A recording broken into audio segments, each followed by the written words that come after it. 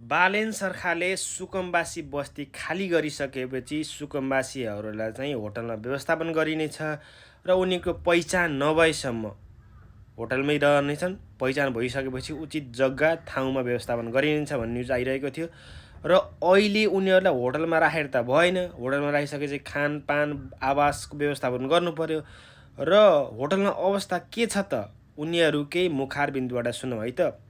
जुन पीडित थिए सुकुम्बासी थिए तिनीहरूकै मुखारबिन्दबाट सुनौँ उनीहरूलाई वास्तवमै बालेन सरकारले होटलमा राखेर व्यवस्थापन गरेको छ कि नै। यो भिडियो चाहिँ लास्टसम्म हेरौँ है त। सादा खाना दिनुहुन्छ, बिहान चिया दिनुहुन्छ। अब बस्ने ठाउँ त राम्रै छ। हामीलाई सुकुम्बासीहरू त त्यहाँ त महल छ नि। सुकुम्बासीको लागि त्यो महलै छ है। महलै छ। आफूले यत्रो वर्ष जन्मेर हुर्केको घर त्यसरी भत्केको देख्दा त एकदमै चित्त दुखेको थियो, नरमाइलो पनि लागेको थियो। बाबा पनि भर्खरै बित्नु भयो हो, एकदम नरमाइलो त लागेको थियो। तर अब ठिकै छ। बुढाबुढी मिलेर जानेले छुट्टै कोठा रुम छ, महिलालाई छुट्टै छ।